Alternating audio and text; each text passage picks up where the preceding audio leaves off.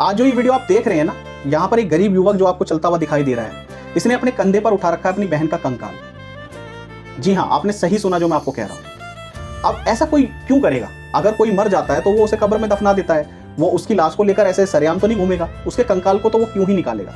लेकिन अब जो मैं आपको कहानी बताने जा रहा हूँ, ये बहुत ही पीड़ादायक कहानी है और ये हमारे देश के सिस्टम पर फिर से एक तमाचा मारने वाली है। सबसे पहले तो इस युवक के बारे में जान लीजिए। ये जो व्यक्ति है, इसका नाम है जीतू मुंडा और ये उड़ीसा का रहने वाला है। आपको इसके पहनावे से ही पता चल रहा होगा कि ये काफ़ी गरीब है, यानी कि आर्थिक स्थिति अच्छी नहीं है और एक मजदूर किस्म का इंसान है। तो मजदूर इंसान करता क्या है कि थोड़ा थोड़ा पैसा वो जोड़ता है अपने बुरे समय के लिए। तो इसने और इसकी बहन ने कुछ मिलकर पैसे जमा कराए थे बैंक में, लेकिन बैंक का जो खाता है वो इसकी बहन के नाम पर था। अब बहन अचानक से मर गई। अब नॉमिनी में लिखा हुआ था इस व्यक्ति का नाम, तो स्वाभाविक सी बात है।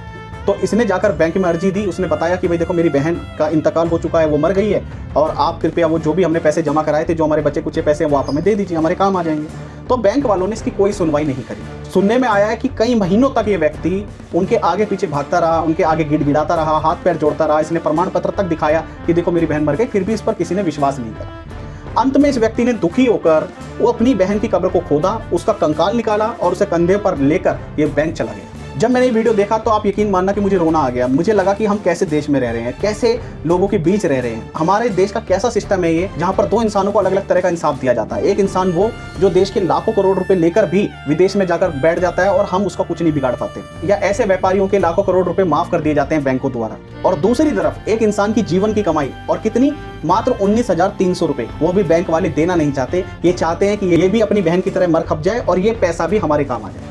आप यकीन मानना, बैंकों में ऐसे बहुत सारे, एक नहीं हजारों लाखों अकाउंट ऐसे हैं जिन्हें कोई पूछने वाला ही नहीं।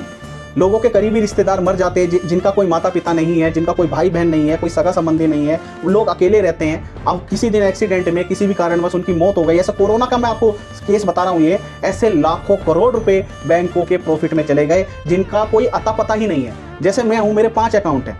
अब मैंने अपने घर वालों को नहीं सारे अकाउंटों के बारे में जानकारी होगी या उन्हें नहीं पता, तो अब कल को पीएनबी वाले थोड़ी घर में आकर पूछने वाले हैं, बताने वाले हैं। वो तो जो पैसा है सब हजम कर जाएंगे। कोई भी XYZ बैंक, यहाँ खाली पीएनबी की, SBI की, ICICI की बात नहीं है, कोई भी XYZ बैंक है, वो मांगने तो आ जाएगा कि भाई आप लोगों ने ये लोन की किस्त नहीं चुकाई, लेकिन आपको देने नहीं कभी आएगा।